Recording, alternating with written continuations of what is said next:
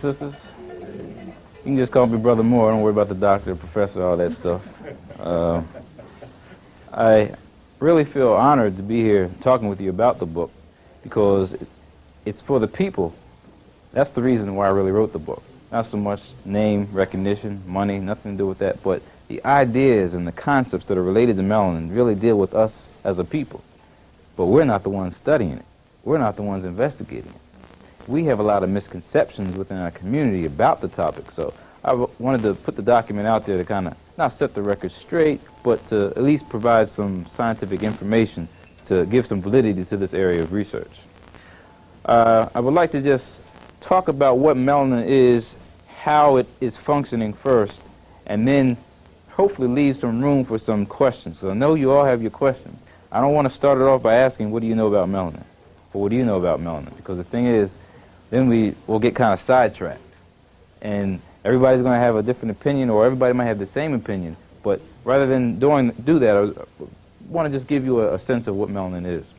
When you speak of the word melanin, you usually think of what you see in terms of the color of a person's skin. Well, certainly melanin does relate to a pigment. That is certainly true. But it's more than just a pigment, because it has qualities that helps it to function within this universe. So when we speak of what I wrote in chapter 3, which is really the most important chapter of the book, to home in on what it is that melanin does, there are some advantages to having melanin functioning in the body. And there are 3 that you can think of to put in your mind. One is a neutralizer of free radicals, or a neutralizer of toxic substances within the body. So it's a neutralizer. So as we're going through this discussion, try to remember, it's not just the skin melanin we're talking about. Melanin is also found inside of the body. So we'll break down those other places within the body it's found, but just kind of remember that melanin itself is acting as a neutralizer of harmful substances that are in the body. The reason why we as African people may not age as quick as Europeans may, because of the melanin.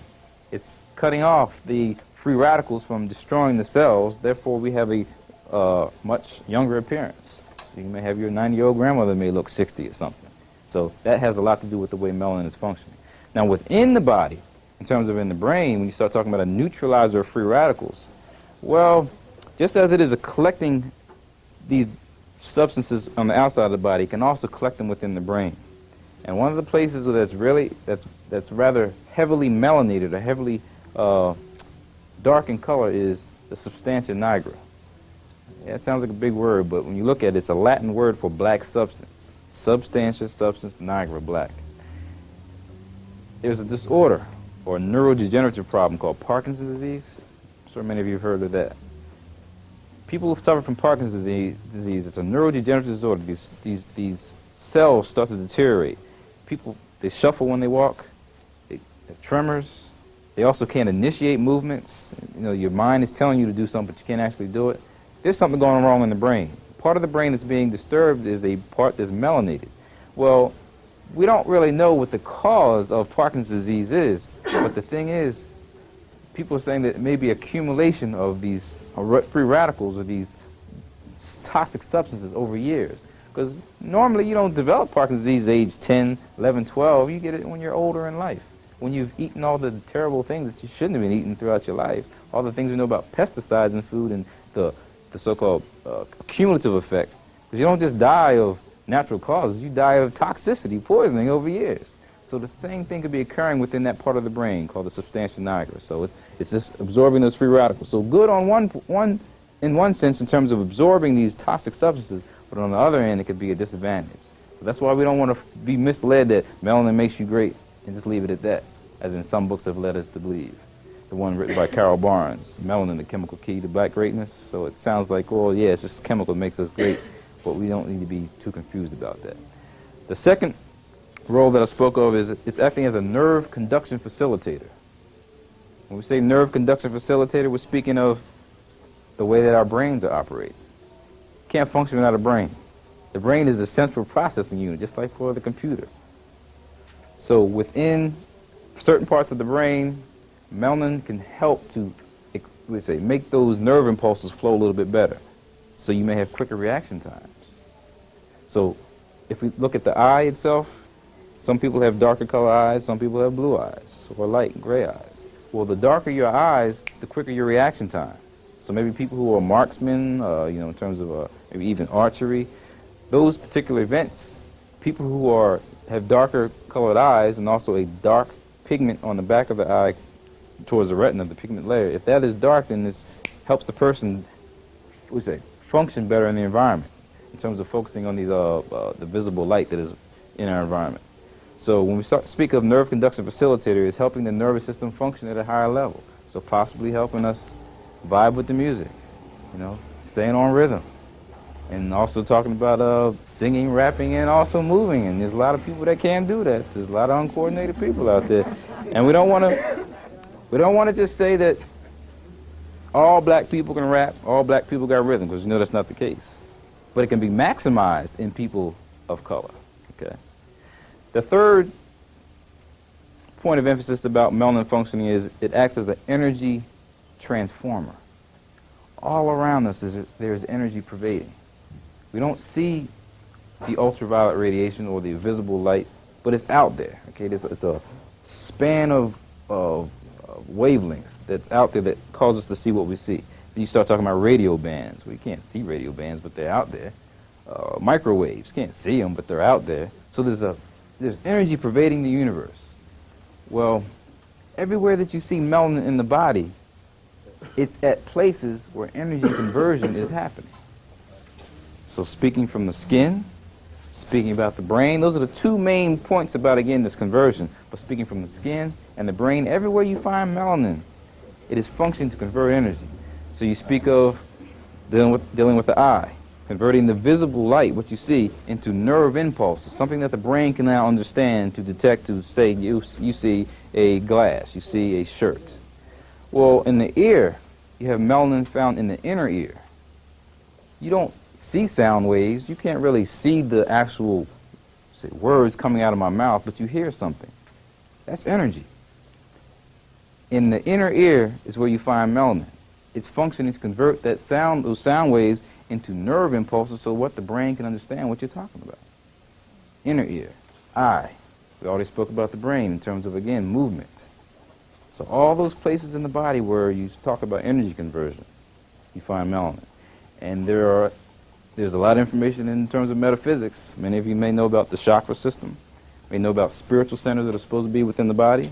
Some speak of the pineal gland as being the crown chakra, the number one to kind of focus on. Well, in those centers are where you, again, find energy transformation going on. And when we start talking about the skin isn't just some covering on our body. It's an organ. Matter of fact, it's the largest organ of the body. So you can break it down. I have a little picture in the book. I think it's diagram number 3. We have on one side,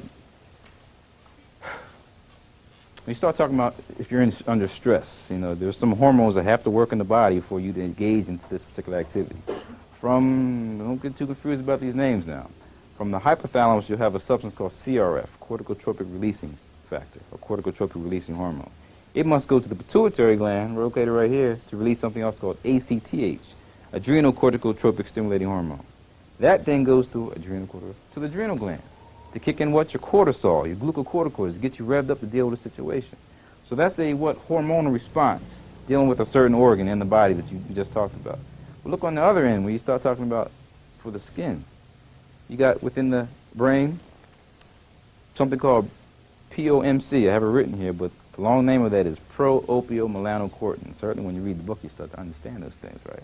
Pro-opiomelanocortin, pro-opio. Opio, there's some form of like opioid in there. So you know about opium and how that makes you feel good. Well, there's something in your body that makes you feel good too. Pro-opio, melano. There's something in there to do with making you dark in color, something within that structure. Cortin. That's also where you have a breakdown of this substance we're talking about, ACTH. Well, POMC can go ahead and talk to the pituitary gland to make MSH, melanocyte stimulating hormone, which can also then go to the skin to produce more melanin. So just seeing skin color and just saying, oh, that's just a pigment, it's functioning deep within the body to make the body dark. And when women are pregnant, you know that line from the lineus nigra, from the navel all the way down to the vaginal area? What's going on there? You know what I mean? There's something to do with the hormonal effects of how the melanin is being produced from the hormones here in the brain then to the skin. So don't just look at the skin as some so-called covering of the body. No, it has a function within itself. And this is when we start to talk about being connected to what? The universe. All the things we know about now about dark matter. Dark matter being something out there. You can't see it. You don't know what it is, but they know it's there. And white people are saying that now in their journals. We don't know what it is. I have that, I think, in the chapter on material spiritual connection. They don't know what it is, but it's something out there. And if you saw the movie show X-Files last night, talking about dark matter, this guy went to this accelerating machine, and he ended up, something happened to him where it was his shadow. If people touched his shadow, then they would be taken into this energy system which relates to the dark matter. So the point I'm trying to make here with us is that the connection between us and the universe is there. Europeans are all about controlling and dominating it. It's almost like they've been detached from it. Because it has something to do with the body, which is nothing but really a microcosm of the macrocosm. When we say that, your body ain't nothing but a replica of what's already out there. In terms of the shape of the trees, they look just like the way that the nerve cells look like. In terms of receiving that energy and transmitting it back into Mother Earth or to the body. So in terms of all the symbolisms, they're there. I don't need to give them all right now. But look at the key in terms of people who are highly melanated and are in tune to the environment. And we can also break this down to the Native Americans, or Native peoples of this land right here. They are in tune to what? The environment. But white people ain't into that. They're into about controlling and dominating it.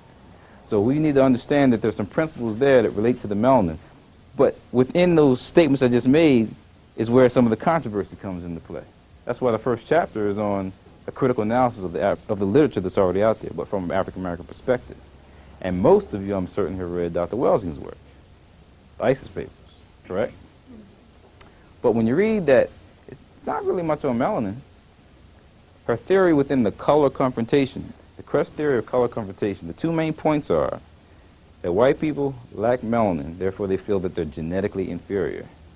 And the other point is they feel that they're numerically inadequate. So since they're numerically inadequate and they lack melanin, that's why they act the way they do. Okay.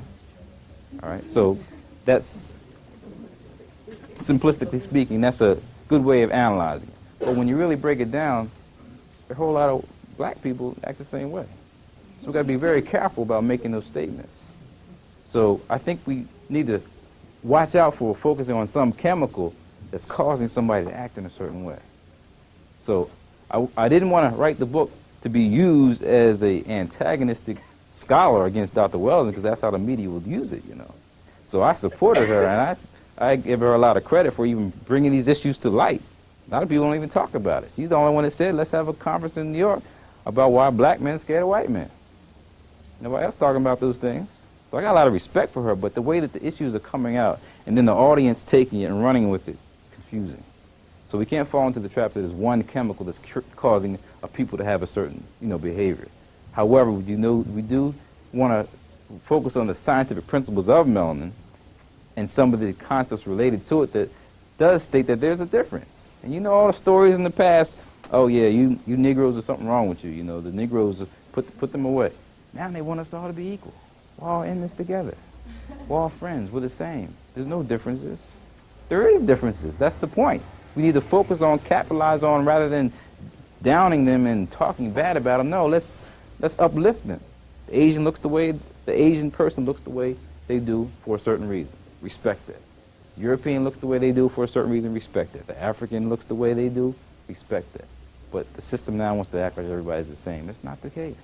And it's the melanin that is the defining factor that makes us much different than many people.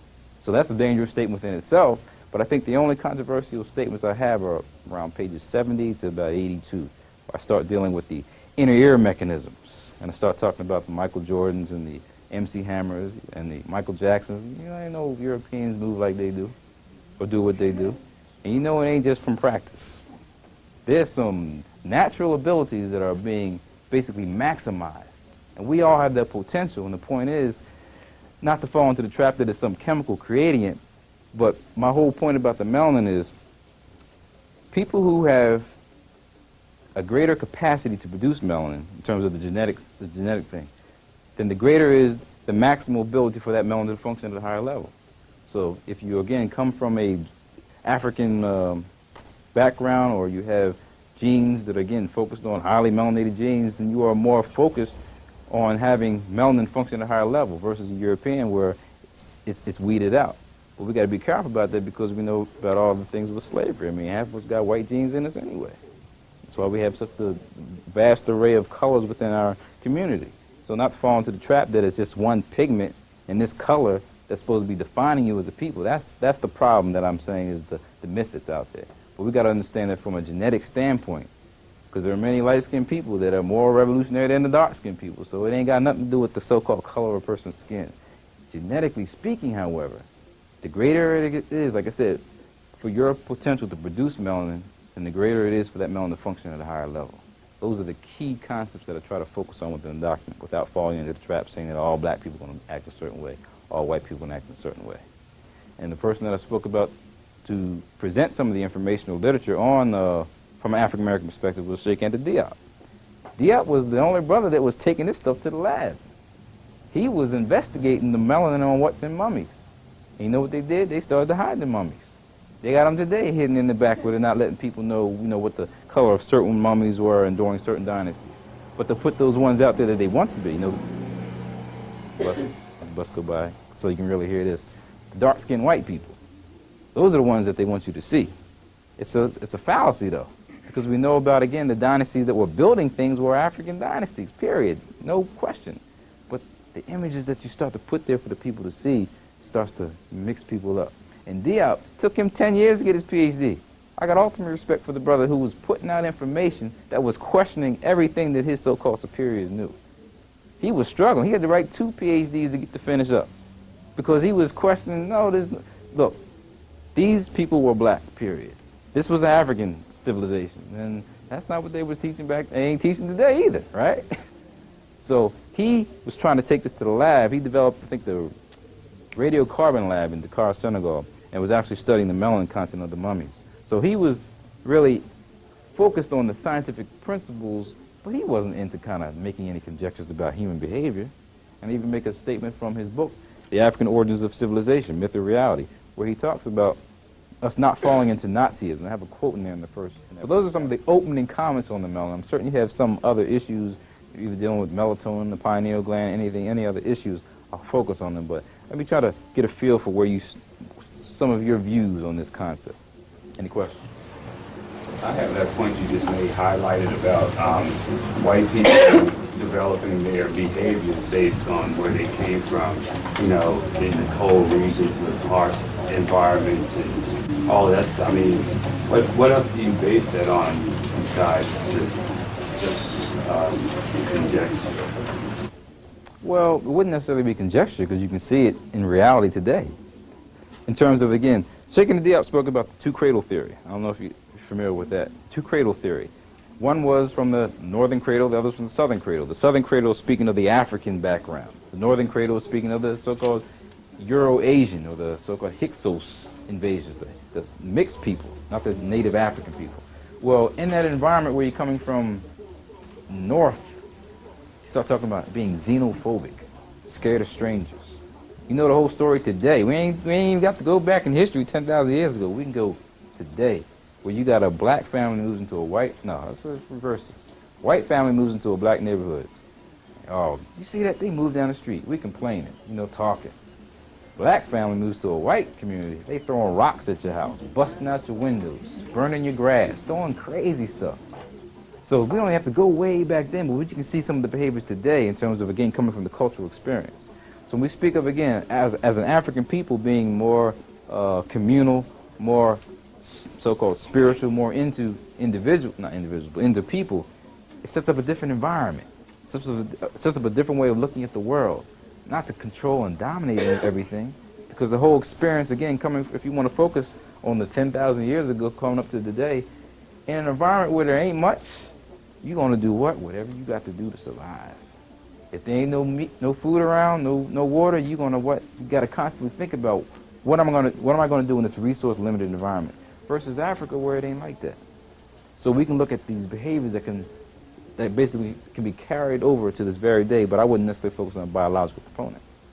Well, I think even now when you see African and African American people in a place of scarcity, even in this culture, if you want to bring it up to this date, I mean, like whereas Europeans, they sort of sought to go and conquer other people, you know, whereas, I mean, you know, African American people can be poor as heck, but, you know, usually they turn that aggression on themselves. So, I mean, I would think that if the scarcity, if that theory held true, that, you know, they would be going out and trying to, you know, really go into all neighborhoods and conquer and dominate and things like that. And I don't see that being. Okay, so just to be the devil's advocate, though, I'm saying for you to be the devil's advocate on just focusing on the environmental approach, right?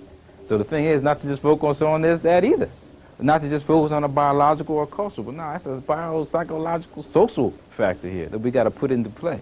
We got to understand how all these particular scenarios come into play. And the thing about, again, this black community that now may be fighting with one another and not know how to really direct that aggression somewhere else. So we got to look at, again, the things that are going on personally. If you have a, let's say, white man running the White House, you got 10 kids and basically ain't got enough food, he may kill 8 and feed the other 2. You got a black woman that's been basically taking care of kids, got 10, she will cut it up in portions so everybody will have some. It's almost like a cultural way of even dealing with stress, dealing with those situations. And I'm saying that over time, that's then carried on in terms of the traditions of a people, but not to now focus on it's because of the lack of melanin why white people are now going around killing people. You know, that's why I say I wouldn't necessarily focus on that. Question. I think Frances Wilson was incorporating all of those different elements. And I you know, from my understanding, what I've read and from talking to her, she really wasn't putting all the emphasis on the chemical itself, but the whole psycho-bio-spiritual thing, you know. Yeah, well, maybe in her dialogue, but not in the literature. And that was my point about, again, people now reading that and then leaving the actual premises where the conversation was going on and not understanding, well, what does that mean? But it's not written like that. There's nothing in there about the biopsychal approach, biopsychosocial, anything like this. It's focusing on the 2 main drives that are causing white people to do the things of the lack of melanin and the fact that they think that they're numerically inadequate. Talk to a lot of white people, they don't think they're inadequate. Just the common people that you know. They don't think they're normal. You have the normal, the abnormal defining what's normal. All you have to do is look over his documented history. Yeah, and again, I would stay away, though, because it's hard to say that all white people are going to be thinking like that. And that's what's kind of running things. I think that's a trap. Sir, I have a question. You have on page 15 the following statements of some of Barnes' predictions and proposals. And you go down to number 4, you have melanin is a civilizing chemical, and it acts as a sedative to help keep the black human calm, relaxed, caring, and civilized. You have these proposals and predictions are misleading and should not be made unless there is scientific research to clearly support such ideas. But you're aware of the research that MIT did on this a couple of years back, right? I read something about that in Roots of Soul. They were selling, actually selling melatonin, which is a chemical that makes up melanin because it was a sedative, or it helped people sleep. They were actually, that was actually on the market. MIT did that. Yeah, that's a hormone that's different from melanin, though. There's two. It makes up it helps produce melatonin. Well, I'll explain the actual science of that, but go ahead with your question, though. No, I mean, but does it actually help? Does it doesn't have anything to do with producing melanin? No, it actually lightens the skin so that we can. I'll explain the science of it. Just go ahead with your question, so I kind of. No. What I was saying, is, because here's something called Pro-Melanin 2000. These are melanin capsules. You ever seen any of these? Yeah, I make a reference in the book. Brothers out of Texas created that. That was the powder formula. No. This was made by a German European company out of California. Well, I don't say it's German European because the brothers who actually created that, they were part of the Chemware Science Consortium. Charles Johnson and Malachi Andrews. Not Chemware. You sure it's Chemware? Yeah, I make reference in the book, and they This is Chemsci Nutrition. Okay, well, it's like they're a derivation of what Chemware is, and the thing is that they were black scientists. I don't know if they had to go to Germany to get the stuff done in terms of process. Okay. Same thing's going on with Chemron. You know, we don't have the actual technical equipment to get it done, but the ideas were created and stimulated from an African perspective. But the thing is, that's not creating melatonin. You know what I mean? Those are just, it's like within this formula, it's to help out the particular body type of African people, but not to so-called make the jump from melanin to melatonin, and I'll try to explain that. The other thing about the Karl Barnes issue is, in terms of, again, focusing on the civilizing component, look what's happening in the middle of Burundi. It's kind of hard for us to make those statements when we see that going on with our people. We can clearly see that there's some, puppet strings going on creating that situation, but the fact is we doing it. No, see, you said look what's happening in Rwanda. Yes. But you said look what's happening in Rwanda. That's been going on for about, 20, 30, how long has it been Not going that on? massive killing like that. Since 1884. Well, we never done that massive killing like that. Since 1884, the massive killing was going on. The only reason they say we doing it, we say we doing it because they say we doing it. You know, I mean, who's seen that? And based on the colonialist past, and who's supplying the weapons, just like the kids killing each other around here. The same elements are doing it, but the focus is being put on the victims as opposed to the victimizers. See, we talk about the Rwandans, but yet and still, we don't talk about the components of the UN that's seeing that is carried out. Just putting the chips on the shoulders and telling the others to knock it off. And when you control those life support institutions, all right, when somebody else controls that, you know, that's a big plus in their favor that we've got to look at real hard. Right. So I understand those puppet strings, speaking of these European powers that may be manipulating things, but my point is we are still doing some of the devastation. If we, not even to kind of go off of just what happened most recently, but if you would like to go back to those dates, that's my point though. We've done those things. So it's hard to relate to melanin as a civilizing component. I wouldn't relate to that because we've done destruction within our own community. In our own ancient times, assimilation more so than someone that we generate ourselves. We see it happening, that goes to environment. Mm-hmm. And if, like I said, if we can explain it from those other perspectives, fine, but for me, to listen to someone say it's melanin that causes the civilizing components where there may be some other civilizations that may have been a little bit more destructive, or some other white civilization that may have been more peaceful. I don't think we can fall into that trap. That's my point. But my thing is, it was like you were saying that it was all good. He's not saying that in this book. He's saying that, you have a chemical component that can be made toxic, that can make you bad. He's not saying that melanin makes you automatically all good. Yeah, he's not saying that. As a chemist, he focuses on the so-called effects of cocaine, marijuana, LSD, alcohol, and how the absorptive properties of melanin can now make an African person more addictive, certainly. But the title of the book is, therefore people read it and think, and that's where the misleading is going on in my perspective. It says melanin. What's the title of the book? Key to black rape. Yeah, so it makes the people think that, yeah, it's this melanin thing that's causing all of us to be the way we are and much different than others. That's misleading. But didn't you just say that how you have a higher level of melanin high can take you to a what? What was that you were saying earlier? Higher level of consciousness also. Now, maybe you don't think Mr. Barnes might be talking about Well, that? And civilization is a result of a higher level of consciousness. All right. In terms of actually dialoguing with the brother and actually communicating tete-a-tete, certainly those issues will come out, but not the way it's written and documented. Because the way that the science is broken down is coming from a chemical standpoint, and that's where the strength is. But when you start to make the leap to speak about now the behavioral component, I think that's where the deficiencies are within that document. But the conversation and the dialogue may be much clearer. But you do realize that he was taking most of these sources he used. He was doing research on European sources. And a matter of fact, one of the sources in this book is from the Morehouse School of Medicine.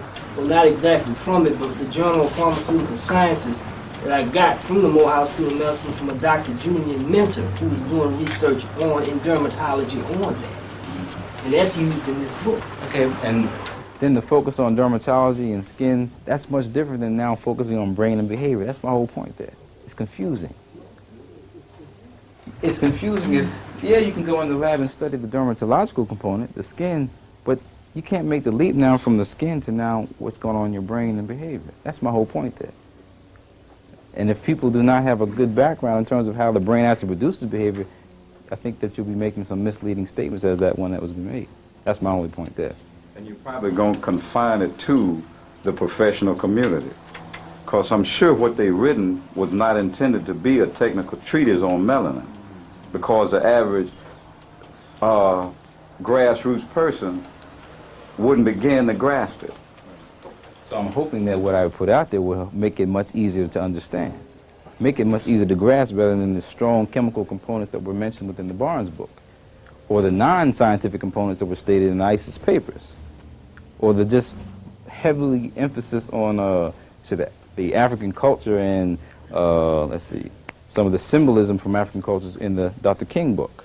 So now I'll hopefully present some more information from a scientific perspective dealing with, again, how the brain also may be producing behavior. I think that you can, in my opinion, stand a little bit more firmer in making some of the statements that I criticized within in the text. And the thing about the melatonin, are you familiar where melatonin is actually released from? Where it's released from the pineal gland. So Europeans have been stating for many years the pineal gland doesn't do anything. I mean, I sat in medical school classes with so-called future medical doctors, and the white person saying, "Oh, don't worry about this gland," and moved on and started talking about something else. They've known since 1958 that the pineal gland produces a hormone. That hormone is the melatonin. What melatonin is doing is being released at nighttime.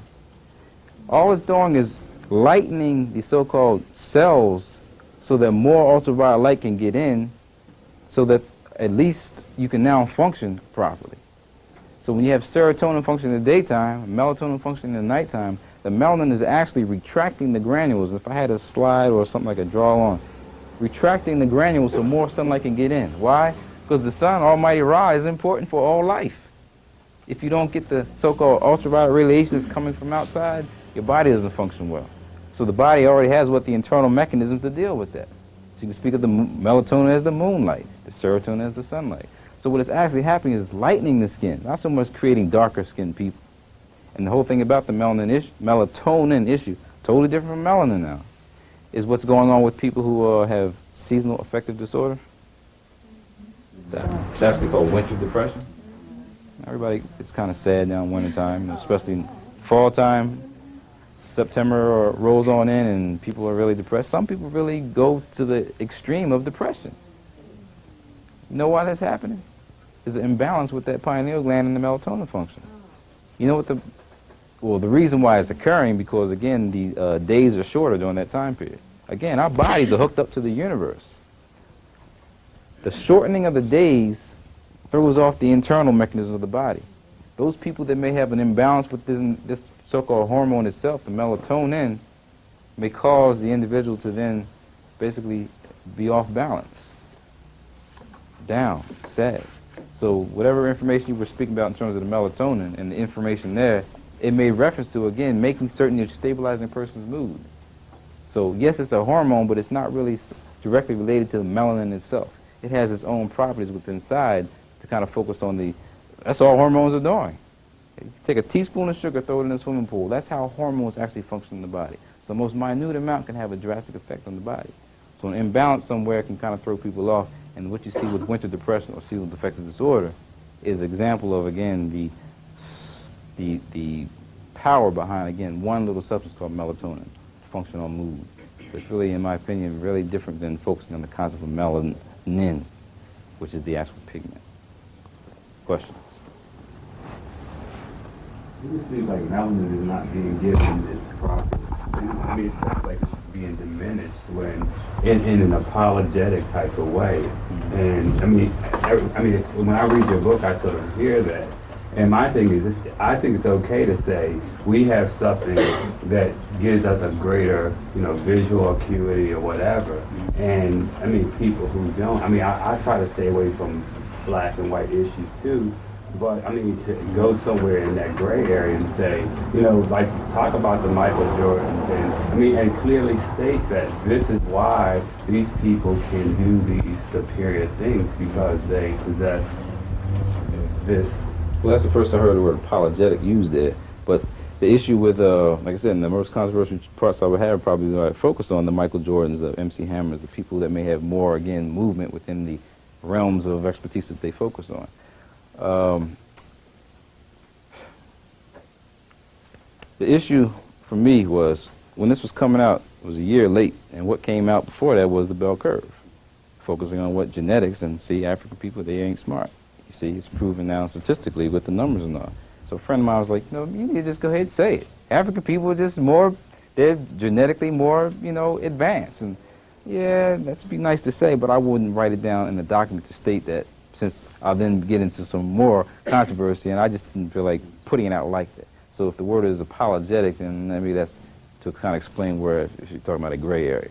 But the issues are out there, where white people are going to continually come up with these things about us being genetically inferior.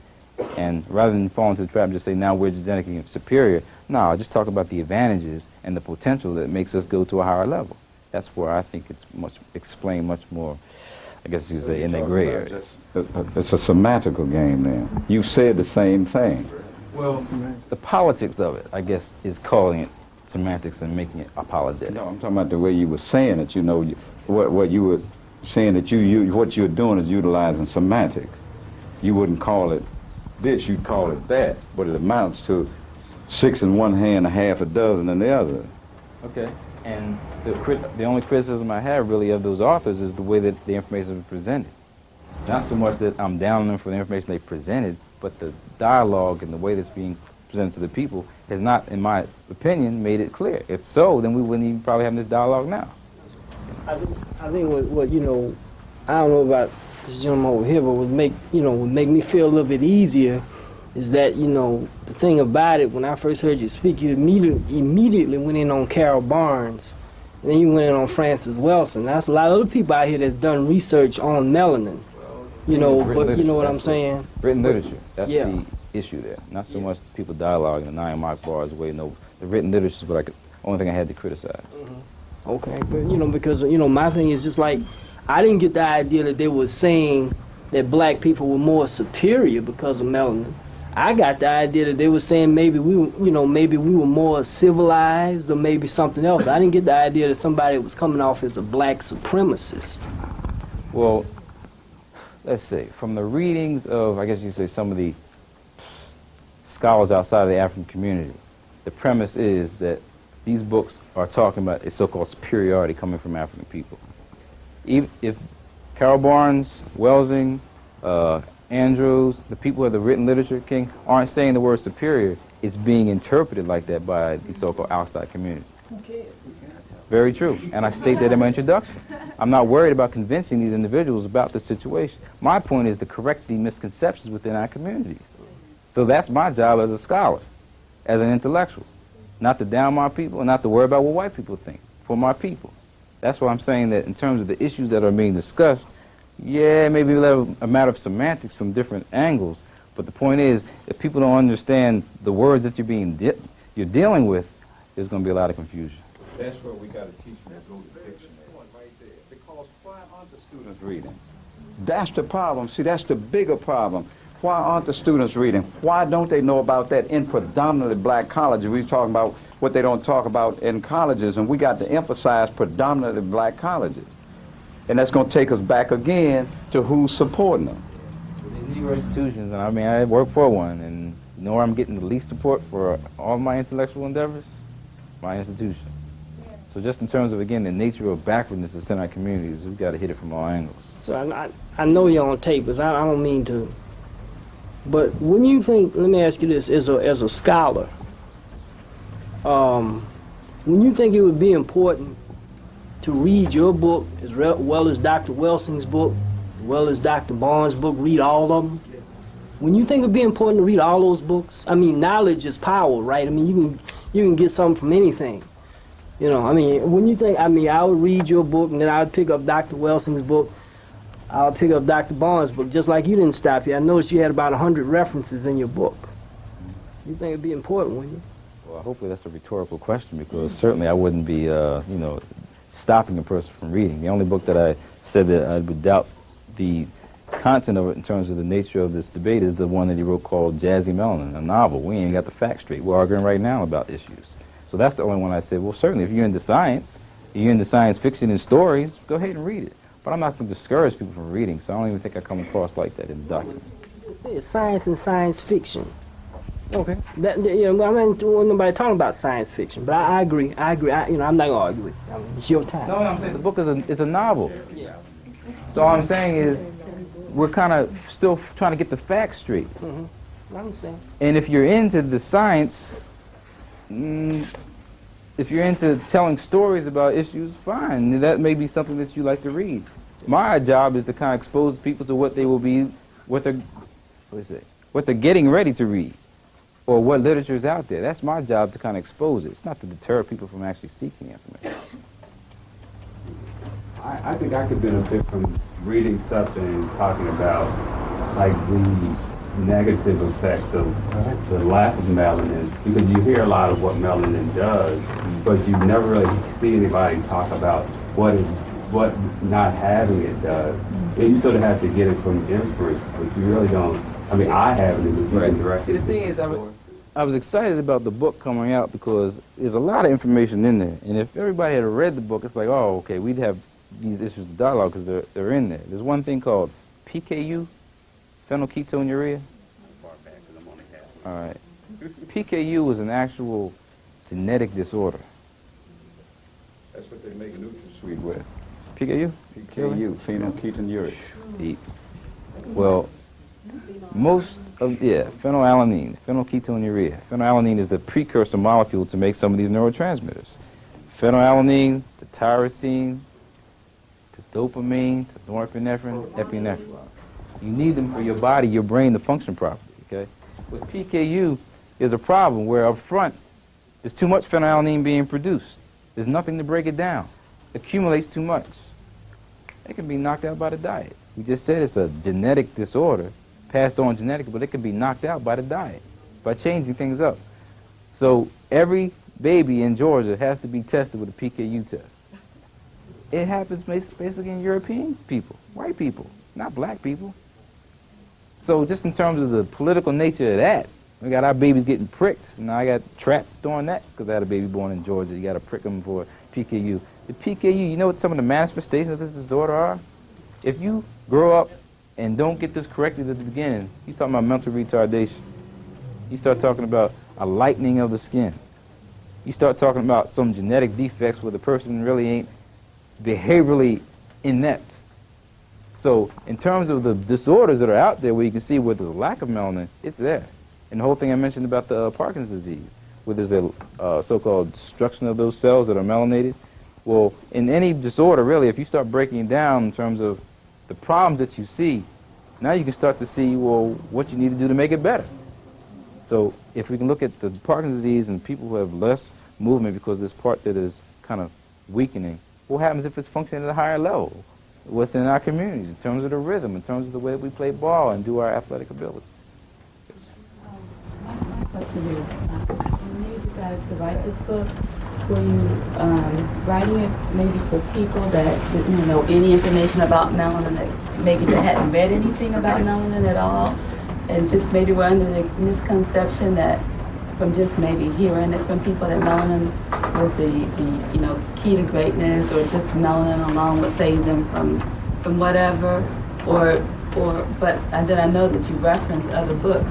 I think normally when people have gotten to the point that they are even aware of melanin, they have done some other type of study, I would think. I know they've done some other study as far as the culture and history is involved. So, I mean, does this have a big effect on maybe some of the students that you run across with, maybe not any information, or just can you give me a little background on that? Well, that's the reason why I'm excited about the book coming out, because I don't know where it's going to hit first in terms of who's going to absorb it the best.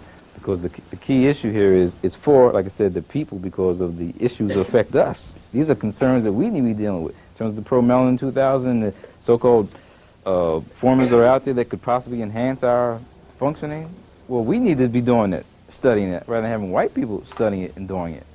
But the issue is, with all those scientific terms that I have in there, well, I made no apologies in the beginning in terms of subjecting people to it, because we need to know it.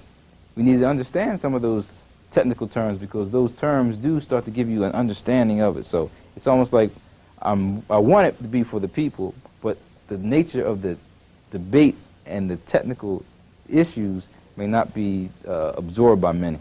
So I think that hopefully it's going to be on both ends. Yeah. And the reason why, again, I focused on the title, The Science of Melanin, is kind of focus on those issues, not be lightweight on it. That's why we're being labeled as pseudoscientists.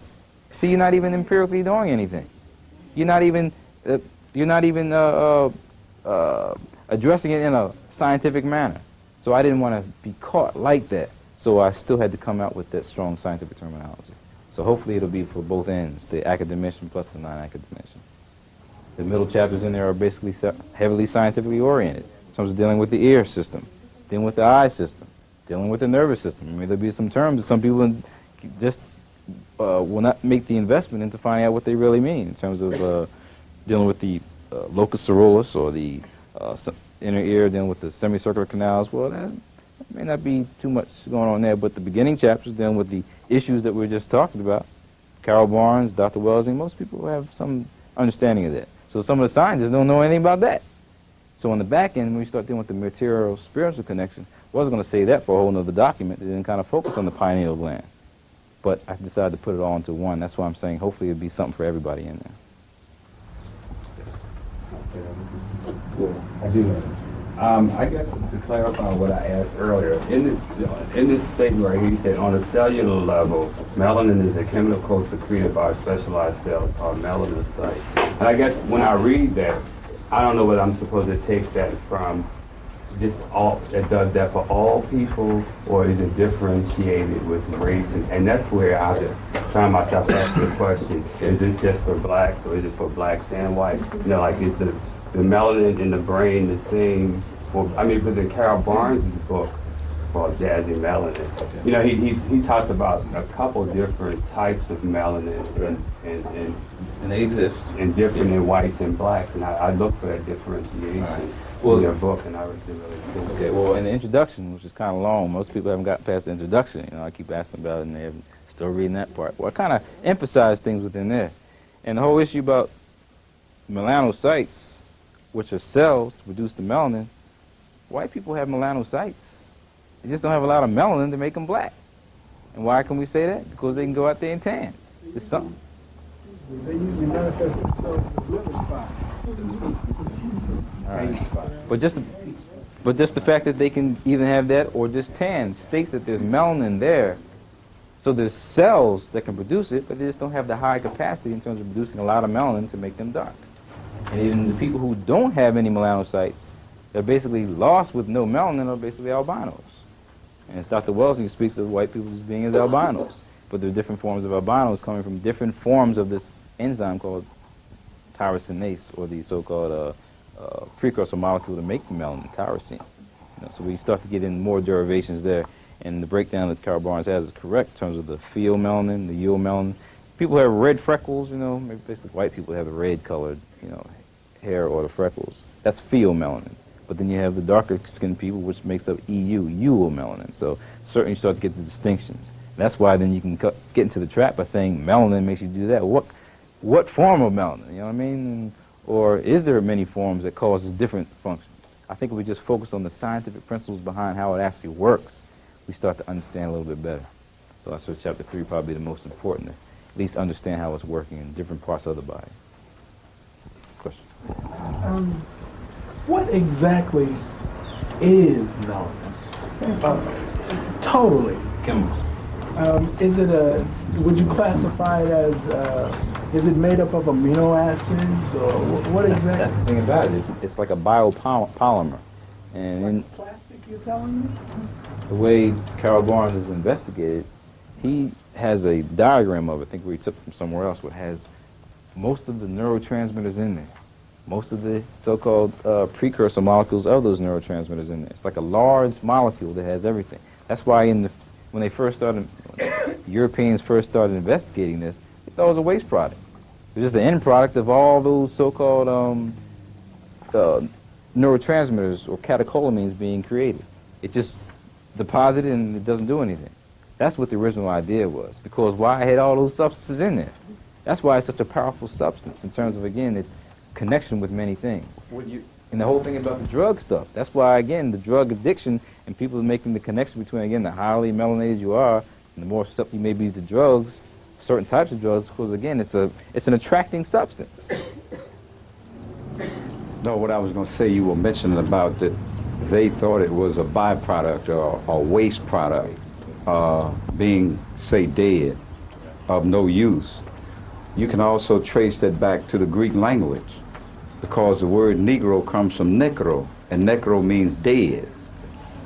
So we got to understand what they are doing is calling and utilizing,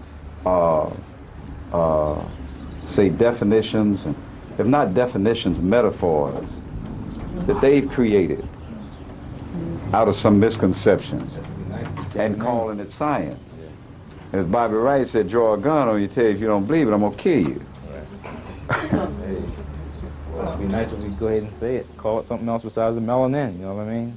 To give it a more descriptive name for something that it could actually be, you know, doing. So. No, but not that the melanin is a bad name for it, but you was talking about a waste product, and they thought it, they thought it was a waste product.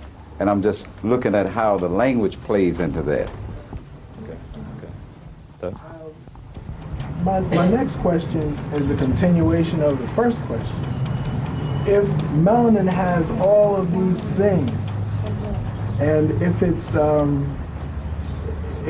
polymer, and my understanding of a polymer is many different things, like you just said, wouldn't that give it some properties that would definitely, and I think you did mention this in the book, it will have certain properties that will make you, I don't know any other way to put it but superior, you know, in certain aspects, in your ability. Thank you very much. It is an enhancement. It is an enhancing chemical.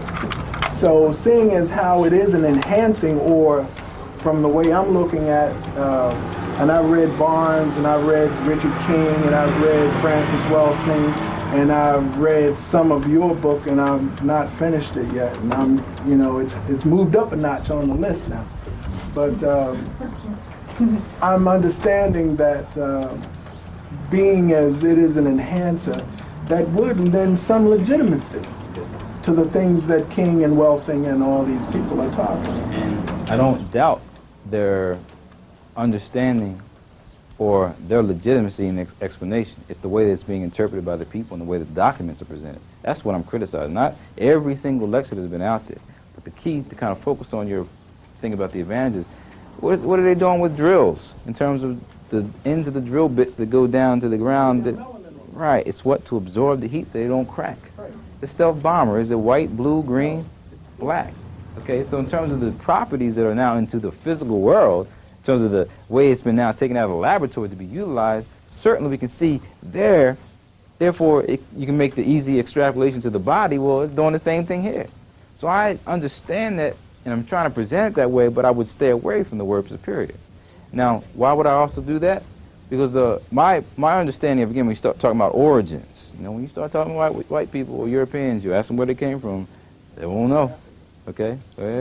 Some of them may say that, but they really don't know. When you start talking about the change of, again, African people into Europeans, being stuck up in that cold place because of maybe some cataclysmic event, causing them to be stuck there for many years, there's a whole group of fossils called Grimaldi man that have rickets. Called what? G-R-I-M-A-L-D-I,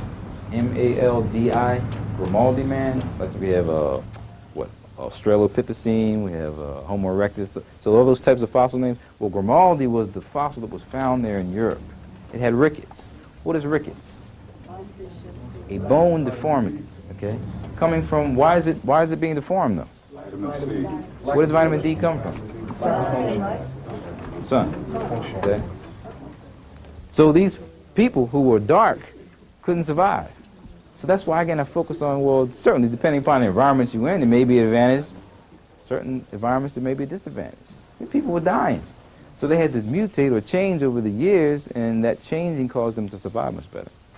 Well, I was just going to comment on Grimaldi, man, as per Sheikh Anta Diop, and his reference to the fact that it was not until they had discovered, and this is what really gets me, because he says, if I'm not mistaken, until they discovered fish, or how to fish, and began to eat fish, did the rickets, that's when the rickets disappeared, because fish was a source of vitamin D. Then I think back to things that I've read about how the ancient Egyptians, when they would run across a red-headed human being, automatically assume or say that he was a child of Set and therefore evil, and would kill them immediately. And then I think about how Francis Cress Welsing and all these other people talk about how these albino children were ostracized, and mothers loved children no matter what they are or who they look like, and perhaps they would push them away but yet continue to feed them until they got larger, and then explain to them, you got to get out of here, because if you don't, you're not going to live. They're going to kill you. When they lay eyes on you, you're dead. So they perhaps migrated northward, and this is all theory, of course. They migrated northward until the glacial ages started, and perhaps that's why we see so many dead in the Grimaldi region of northern Italy or southern France. And that thing, you know, happens, but still they were, I don't think, from the way I understand it, I don't think they were highly melanated in the first place. All right, well, let me try to address that from two angles. One from in that region, one from the actual migration coming on up, dealing with Dr. Welsing's issue of she takes credit for being the world's first abusive parent, you know what I mean, in terms of kicking them out of Africa, okay, and across the hot burning sands. When you're in Europe, there isn't really a lot of waterways, you know, in terms of the fish to be actually the so-called regenerative property to receive now vitamin D since the sun wasn't shining. I wouldn't look at it there. The true evidence there was the Eskimos, who have a large body of water and who are also living in a dark environment. So within the Eskimos, I think that you can clearly see the effects of the vitamin D. I wouldn't necessarily focus that on Grimaldi, man, because of the region that they're in, saying that it's now the source of vitamin D from the fish. And there's a whole lot of science, too, behind that because of our parents giving us cod liver oil when we were young, not knowing why. They knew something was going on, and now we can understand the source of vitamin D. You made a point now, you just made a point that that makes me go back to the environment theory. And they say that the reason white people are like they are is because they were, you know, in that cold place and they had to survive. You know, Eskimos, I know Eskimos personally. That's some of the most peaceful people I have ever met in my life. Okay. They are some of the sweetest people. They will give you their last. I spent about 6 months up in Alaska when I was in the military. And those people would literally give you their women. And I wouldn't consider them European either, you know what I mean? No, they're not. But, you know, they are up there. Right. And that's, you know, in worse, you know, shorter growing seasons and shorter daylight. You know, they got 6 months a day and 6 months a night, you know, and the day that they do have, you can't really, you know, they do have a little. Yeah, but what do they have inside?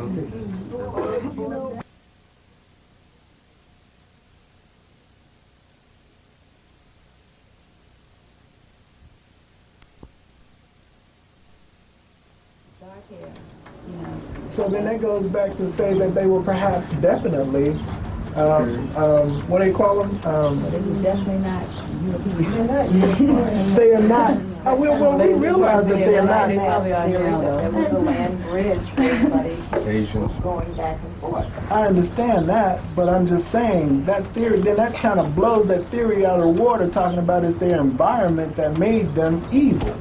I think it was something, it could have possibly been the lack of melanin, you know, because these people have melanin and they're peaceful and they're in that environment, but these Europeans, they will kill you just because you don't look like them, you know, and they were in a similar environment without the water, of course, and we know water is the life giver. Above and beyond all things, one must have water. I just would find, I wouldn't down the statement, but I would find hard have a hard time finding evidence to state that that was the case, that it's because of the so-called chemical that really caused them to act like that, and now that has been in their genes for so many years. Could be, but may not be. So I won't emphasize that as a point of conjecture. The thing about though Africa, in terms of leaving Africa and now going to Europe, it's kind of hard to believe that a few people who were looked at as the so-called albinos or whatever would then accumulate to make the amount of people that we see today as Europeans. It doesn't really correlate. So I wouldn't look at it as the few people that have been kicked out of their families and now, as they got older, they now got together and then made Europeans. I don't think that is the numbers don't fit. And the whole issue about us and albinos, we got albinos in our families today. We got albinos in Africa. We don't ostracize them today as the record states that they were ostracized in ancient times. So ancient times, there is actually evidence that states that? Yeah. That they were like banned? Yeah, that they wrote down. That's written. Yeah. Yes, they were called the children of Set. Set was associated with the Red Desert. Matter of fact, Job talks about that in his book. Well, if that's the case, then certainly there could be some credence to that. You know, I don't have any evidence. I haven't read the documentation to state, therefore I'm not going to present that. But if it's there and I can read it, then I'll certainly know. Okay. And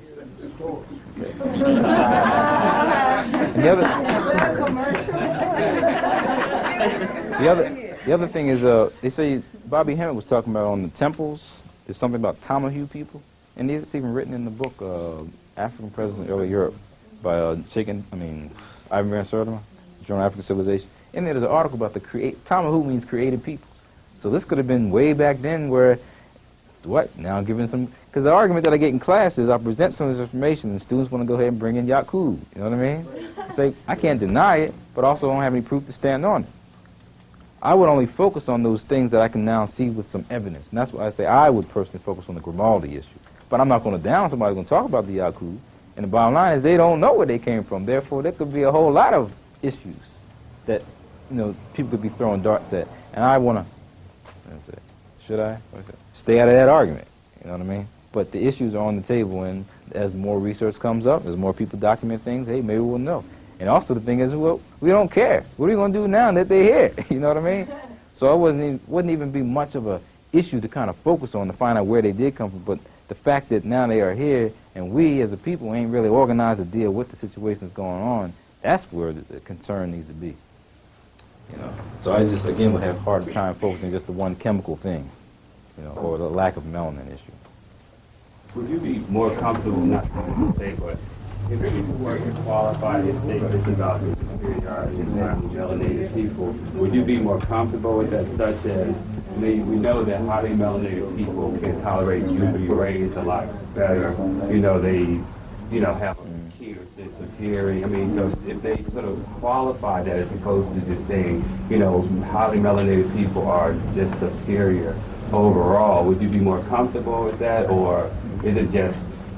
I don't know. Let's take this argument to the thing about intelligence. Europeans want to say that Europeans are more intelligent, more superior and intelligent. Based on standardized tests. Yes. It's shown by studies that the motor skills of children, African American and African children are far superior to European children. Yeah. I don't know. The word superior and inferior, I don't know if they do justice to the issues that need to be debated in society.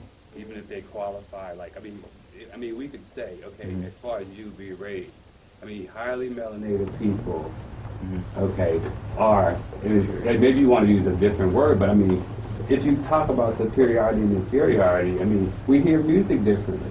We see color differently. Those things are documented. So why not just say it? When you add it all up, there's a whole lot of things that we Because you don't want to be a reverse racist or anti-Semitic, and all these other things, these adjectives that they've created. Because even looking at that, if you have a certain type of sunglasses, they may absorb some certain type of UV waves or whatever. Well, you wouldn't say a superior type of glasses. You say they're a better type of glasses, or they function better in this. I think it's just semantics. I mean, they are superior because if you're looking for the best, you're going to go for the best. Spit it out. You can turn off the tape and say, We'll keep it amongst us. We won't tell nobody you said it. With the people in the community, in the black community, there are people in the black community that have a problem with saying that, with anyone saying that this is superior to that. And they do look on, unfortunately it is because of the miseducation and brainwashing. But there are people who need this information in this format so that they will not, take a look at it as another one of those black things like they were removed from the black thing, So it's all good. Question back. I said, a lot of the issues that we're bringing up about this now, it's a cultural thing, plain and simple. I mean, you take the African culture and put it with European culture, they just don't mix. We had a culture, we can trace our culture. They really can't trace their culture. They didn't have a culture, more or less. So they have a situation where we, have stereotypes, perpetuated lies told about us. So now, all of a sudden, the truth's coming known because everything's gonna come out eventually. But now they have to keep their dominance over the situation. I mean, they got the History Channel, they got all this stuff, plugged in and trying to keep people locked in. Well, this is really what happened. This is the truth. When in fact we know it isn't. So right now it's a situation. I understand where everybody's coming from about not saying superior, not saying certain things, and having a situation where you got basically a war because you got other people who are on the outside don't know nothing about it. Hear a little bit of something, and the brothers get crazy, go grab guns, do whatever. But you got a situation now. It really is. And these people, they're armed to the teeth. They're ready for it because this is what they fear. They fear us anyway. But you have a situation now where we have this information. All we need to do is just keep it within ourselves. And that's what we have to do in our community and just pass it along. I understand what you're talking about, again, but a lot of stuff is just cultural. Yeah. We have a culture and they don't. That's why when we do certain things, if we lose our job, no pressure. We go find another job, we'll survive. These guys in Wall Street lose a job, they go jump out a window, it's the end of the world for them. I mean, that's it. We can survive. And they have not been taught how to survive, plain and simple. Yeah.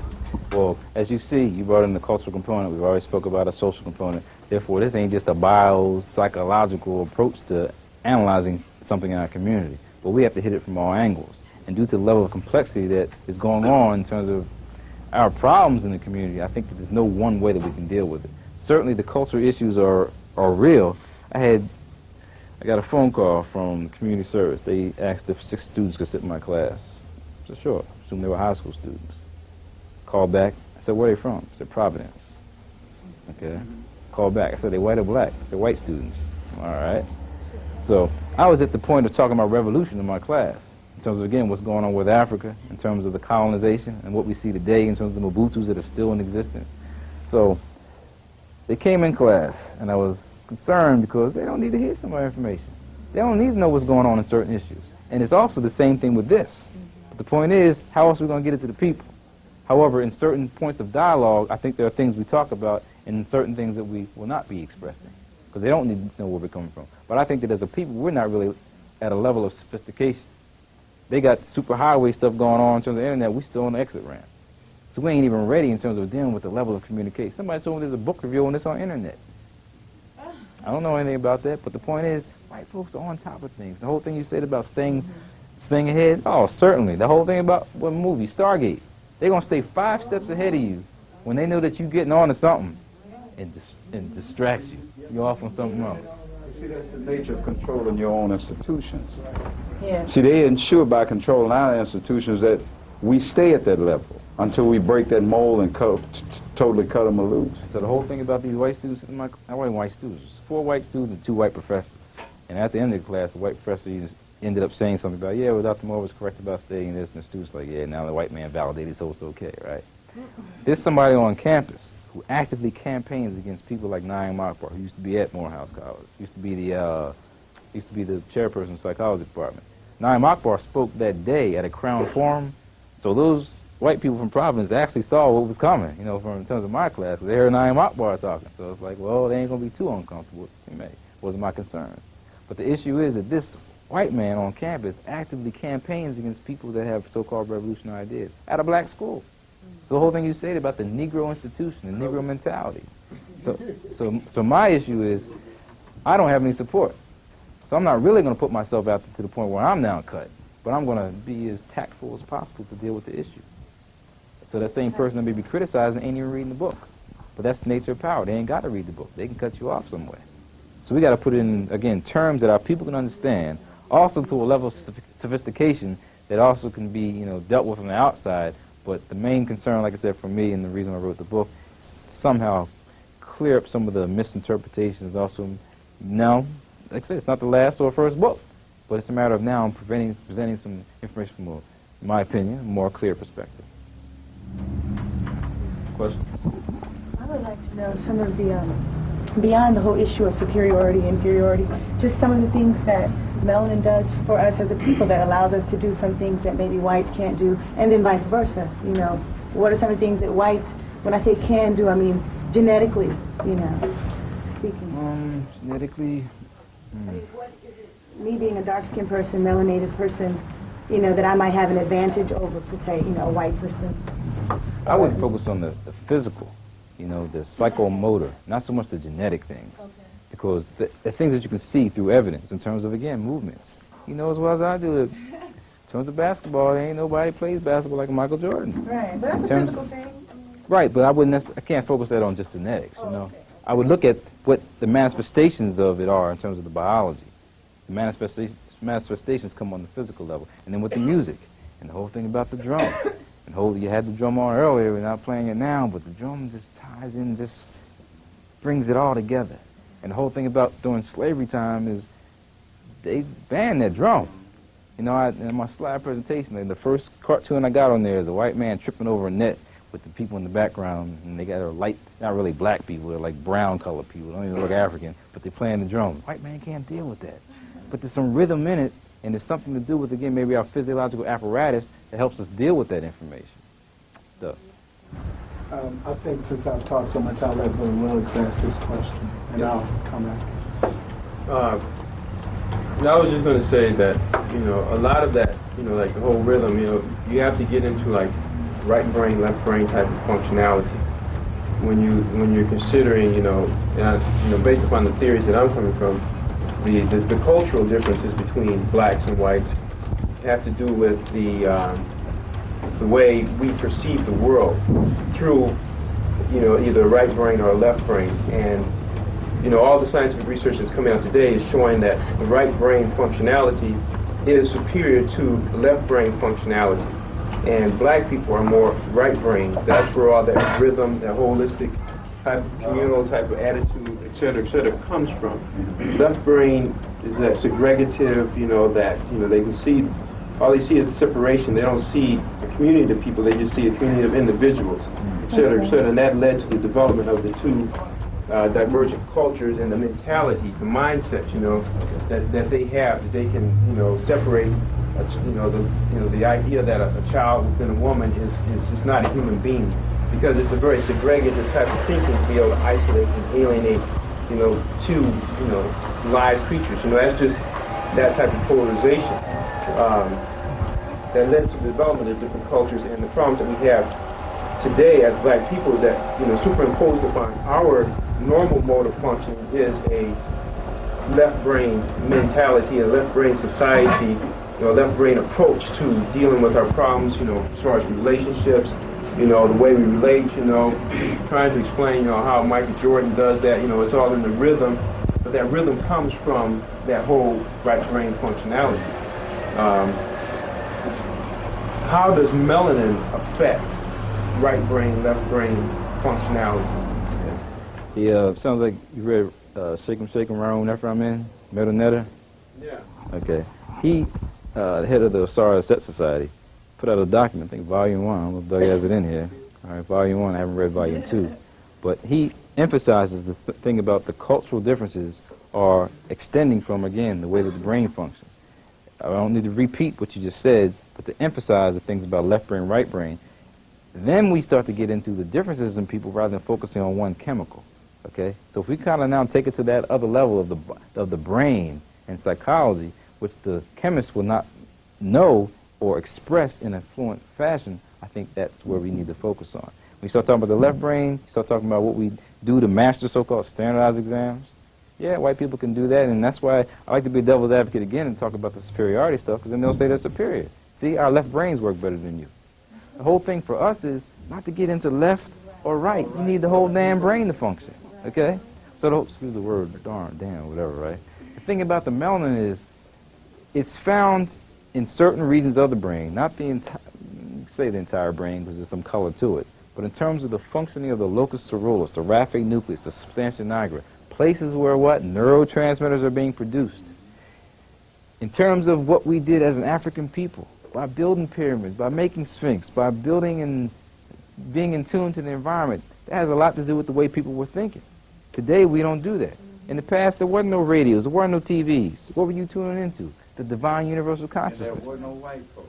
All right, wasn't no white folks. And today, the issue is we have external information. The radio telling us what to think. TV telling us a vision. All these other issues going on, not causing you to now master both sides of your brain. But I wouldn't necessarily say is now, some people may. I think brother who wrote African Holistic Health, Loyola Africa, he makes reference to the melanin causing both sides of the brain to function. I wouldn't do that only because I know the certain parts of the brain that have the melanin. I would focus on the way that the chemicals are being released to make the brain function in a certain way. But the thing is, you're correct about, again, now distinguishing brain sides, hemispheres, which cause the person to think in a certain way. I'd like to address again the fact that there has to be something about melanin. And the reason I say that is because if you take a white person and you take a black person and you just happen to let them cohabitate, make love, have a child, whatever it is that you want to say, that child is going to look more like a black person than a white person. I've seen it all too many times. And if you do it enough, that white person is going to disappear until, bang, here he is again. Genetic survival. Genetic survival. So my very base biology class in high school told me that brown eyes, black hair is a dominant gene. Those things have melanin. That's where the melanin, you recognize melanin. Brown eyes, black hair, and evidently the melanocytes in the skin. That says that there's something wrong there with that white person with blonde hair and blue eyes, since it is a recessive gene. Okay, and maybe make this statement right here to kind of get you to think a little bit more about it, because I feel what you're saying, you know, but the science kind of makes me stand on another so-called pedestal. Why? Because in the brain, the melanin is usually similar. Even though a person may be white, even if a person is albino, compared to a black person, the brain melanin, or the part that produces behavior, is almost comparable. So it's hard to make the leap from the skin stuff to then actually behavior. However, you're on target by focusing on the genetic stuff, and that's why I have in think chapter 2, talking about the biology of blackness, talking about the very beginning where you find melanin going on. It's to produce the nervous system. So from the very beginning, and then when you start talking about the other chapter on early childhood development, and why our kids, my first child came out the womb looking up. Most white babies, you know, they ain't moving. They don't have that same internal physical mechanism because the system's not as advanced or developed. I wouldn't say superior, but advanced or developed.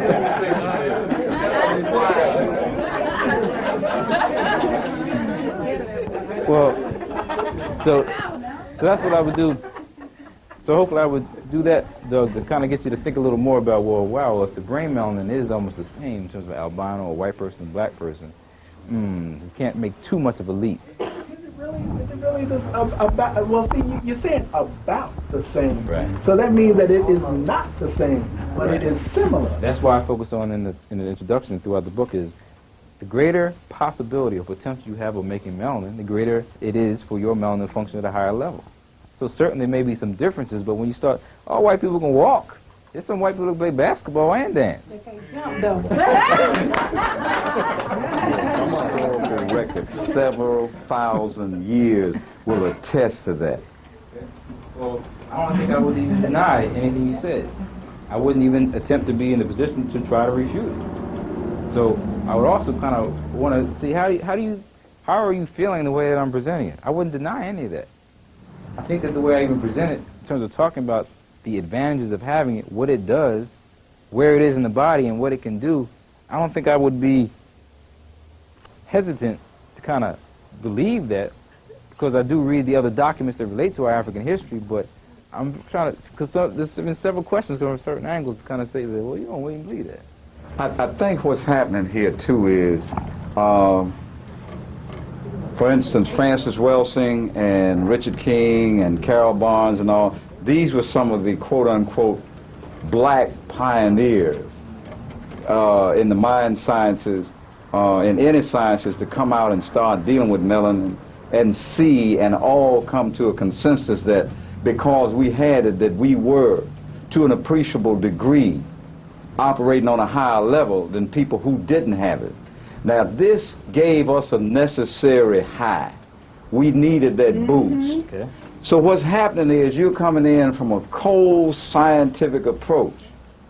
And what it sounds like you're saying is, hey, look, don't use this melanin argument to try to see who's good and who's bad. All right? And what it comes off is saying, hey, you know, you're throwing some blows at some heroes of ours that have really given us some shots in the arm. So we're going to stand in their defense because they're not here. Now, we appreciate your science, but we're not going to throw them away and say that melanin is really not one of the keys to black greatness, because without it, we would be white folks, and we got the historical record to show what that would do. You get a chance to read the first chapter, though, in terms of my critique? I must say I haven't read any of it. Because like I said, not that I'm not going, I will. Because like I said, I'm not downing my people. Right. And I didn't want to be used by the media to be an antagonist, as you said. You know, everybody stand up. That's why I brought that up to say this is the feeling, because I feel that. I know better, but still I can't deny And you know what the that other I'm thing on is? that.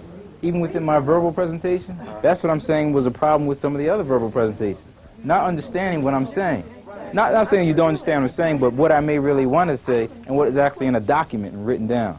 So I'm not refuting. Dr. King has been a leading warrior on talking about the eye of Heru in terms of what you got on the window there. He's documenting all these scientific principles and cultural things coming from our people. I'm not going to deny that. And I don't state that in the book that I deny it. I just don't want to fall into the trap that a lot of our scholars have in the past fallen into. So I will come from, I guess, the cold scientific approach to stand firm on these principles that I think that are being very convoluted. And at the same time, understanding what you're saying, because you were saying we're all white people now. Because right now, in this age of diversity, as it's been created by the CIA et al., all right? In this age of cultural diversity, multicultural diversity, you know, we don't want to say that anybody has an advantage or anybody is superior. You want to forget that, because white folks done squeezed all the juice out of that, so to speak. All right, so we don't want to say that, but I think we still going to have to look at it in that respect, and don't let this information cause us to forget the admonition that Chancellor Williams left, and that was from the documented history that the white man is your bitter enemy. Right. Don't forget that. Yeah, and I don't think I emphasized that throughout the document. I only made a statement in the front that I wasn't concerned about how they felt about the issue. And that's why I'm not even concerned about the faculty in supporting me with my concerns, because they're not who I'm really, they're like the pawns that are part of the problem. So that's not even who I'm writing it for, but it's for the people who need to kind of digest the information. So the whole issue about, again, focusing on the enemy and knowing who the enemy is, I don't want you to think that I don't know. I don't understand. But just to put it out there, and I think I may... In some kind of way, you got to weave that in there, brother. And I think that's why I think through the dialogue, and this is just the first one now. I mean, like I said, I thank Doug and Regina for even giving me the opportunity to come here and speak. And that's what I say, I've been waiting for the people to read this stuff, because I've been talking about it for a year, and it ain't no book. Now people got it and ain't got past introduction, you know? Well, after they, not all the people, but most of the people that I may communicate and converse with, they're not really digging into what I'm trying to say. So I think that hopefully from the dialogue that's in the book, we can now have hopefully a more clear dialogue. I have a question based on, I guess, amongst African people. Do they produce any level at all of melanin? Because from my understanding, if you take two albino Africans and they got together and produced an offspring, the offspring would have some melanin. Wouldn't they? Or would they not? So genetically speaking, that can occur. What's up with that? Well, when we want to focus on, and I'm not a geneticist, okay, but when we focus on the creation of albinos and the appearance that they have, yes, they can mix and make people of color, but the point is, within that person, there's nothing on the outside. But when we start talking about the creation of melanin and the actual derivation of it, what's in the brain may not be forming the same thing as what's in the skin. Yeah, that's what I'm asking, you know, as far as it should be something existing somewhere in the body, whether it be the brain or something, for them to be able to produce. It's the genetic blueprint. DNA. Okay, right. But the thing is, even within the brain, that brain melanin is being produced in a different form, matte, than what we have in the skin. And let's look at the brother Yellow Man, albino, but he's got some rhythm in him. Well, he's got some soul, doesn't he? So we don't want to fall into the trap just because you ain't got the melanin, you ain't got the soul. That's why I'm saying that. We can go even further than that and look at Johnny and Edgar Winter. The Winter brothers, the white boys, blues, white boy, pink-eyed, blonde-haired, white-haired albinos. They used to play some of the funkiest blues I had heard. So all I'm saying is we could probably find a whole lot of exceptions that make it difficult for me to now rely on that end. But in the highest sense, we got to look at who expresses and displays the highest amount of human responsibility. Not technological advancement, but human responsibility. That's where the difference comes in.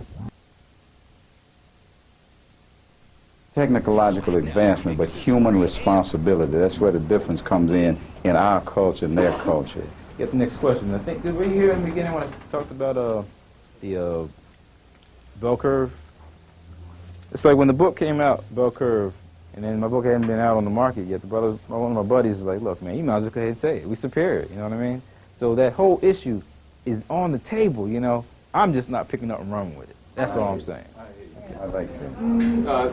I just wanted to ask, just throw this out there. You know, you made a comment, Doug, about the Winter Brothers playing some bad blues. But they have developed blues. Had they not been exposed to it? I don't know that. Because we see, like, out of Europe, what came out of this, you know, Chopin, you know, Walt, you know, that type of, you know, real, you know, staccato type of music, you know. You know, it can be, you know, you can work with it, but it's still very mechanical in the way it's generated. Okay, and the whole thing there, as I try to emphasize again, everybody can move to a level, but it's the African that's going to move to a level that's going to be dealing with this energy system, what's pervading the universe. We can move to a higher level. So certainly others can now piggyback and do the same things that we do, but they ain't going to do it the same way. So I understand your point trying to relate it to that. I don't know for certain, did Bach come before Chopin, or did Chopin come after Bach?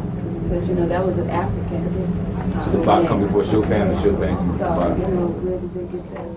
Within, out of the European experience with music, there was a lot of blacks there that were actually doing the music and that they were following behind too. Beethoven, even, right? Yeah, they were just taking off on what we were laying as a foundation. All the way up to Wynton Marsalis today. So, I mean, the evidence is there where we can even now take theirs to a higher level. So, yes, there's some differences, and that's my whole thing. Not to just talk about everybody the same, put everybody in the same little bowl. Nah, let's look at the differences. I would say acknowledge the differences. Accept them, rather than focusing on, well, who's superior, who's inferior.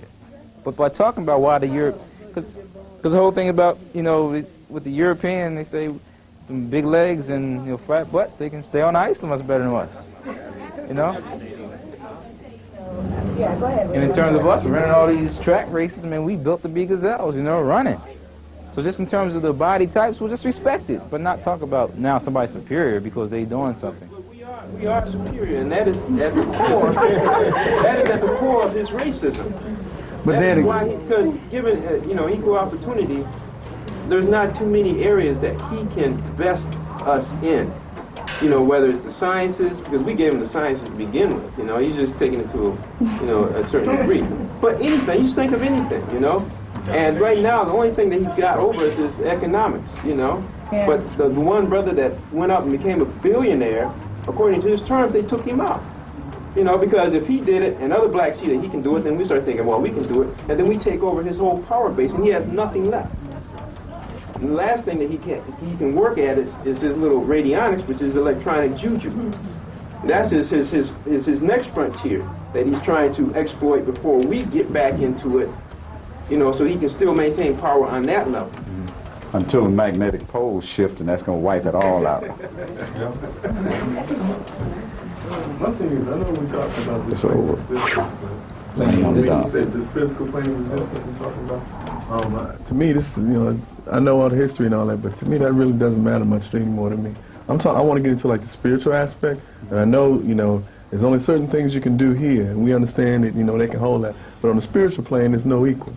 I think we have to get more into that and deal with that. Well, that's why I said I put the chapter into the material-spiritual connection, rather than coming with the cold science, as Brother Otim said. Well, I kind of threw something in it that dealt with, again, our spiritual component. Deal with that. Don't get me wrong. We got to deal with that. But the reason I say cold science, it's clearly objective. We want to make it as objective as possible, because in the other scientists were injecting a lot of subjective things in there. Okay. All right. So, but I mean, we got to deal with the cold sciences. I mean, analysis, technicality. Okay. All right. Well, hopefully after reading it, you'll see that I'm trying to tackle all those angles, and that's why I think that's why I'm excited about having it out there, because there are many people that would like to read it, different perspectives. Yes. Jim? Well, I just was going to mention earlier, when you're talking about superiority, it's a big leap to put something out to people who have had it beat in them for generations that they're inferior, that now they're superior. They're not going to absorb. I mean, just the static I get from just talking to somebody about something positive and black, well, why can't it be everybody? That's what I think is important in staying away from the superiority. There are so many of our people that will run from that. I mean, will run from even, and if you go back a generation, run from the concept of being equal. We gotta take this thing and look at it and take it a step at a time. We had black folks fighting equality 30 years ago too, and some of them around now, championing it. And then, we'd have been much better off if we would all fought it. The superiority issue to the maximum level, we deal with the spiritual. Well, we top them out at the spiritual level, but on top of that is, the most superior spiritual being is the black woman. So that's going to rock a whole lot of boats when the news comes out about that. Just black eagles. If you look at the stand already had told there's no movies like that. It's already shown. We're going to take one more question because there are folks that have to get out of here. I understand that. And, the statement in his question is a topic of self-esteem and self-image and being at peace is the second thing. If your self-image is not strong, you're not at peace, you being superior or inferior wouldn't be an issue. You could take the information and use it. And being at peace spiritually and having a good self-esteem is causing one to have superiority with people who are actually reaching for peace. And that's some of the reason why when you come cold, they say, well, are you telling me you feel good about it, or are you telling me if it's true? And that's where the question comes in, and they may reject it and run from it because they're not at peace and self-esteem as a topic with us. And to be honest, some of the people that may think that white ice is colder than black ice, they might not even be able to keep up anyway. You know what I mean? But just in terms of us then leading them to at least to find out that all ice is ice, I don't think we should have too much of a problem. What's that? I wanted to ask you this. It was more relevant, I think, and when you were talking about the bell curve earlier. Would you please define intelligence? It's a term that is reified. I don't need to take you out of the classroom since we're trying to get out of here. But reify means to make something real that don't exist. There's no definition of intelligence. Intelligence could be how fast you sit down in the chair, how quick you turn off the light. it's something that the European has defined in terms of this left brain mentality stuff, because that's what they emphasize, that's what they're better at. Now they got us thinking like them, therefore we get into this whole debate of intelligence. In actuality, the person who's got this PhD, MD, law degree, can go out and get robbed, and what the hell is this thing about intelligence? He's so smart. So That's why I asked that question. You know, say, you know, there's something that doesn't exist. Right. How can it be quantified and come up with a quotient? well, that's the white man's nothing. White man science. But I'm saying we debate it. Called the science of oppression. They corrupt. All right, well, I thank you for your time, first of all. And I appreciate the dialogue and the concerns and the issues.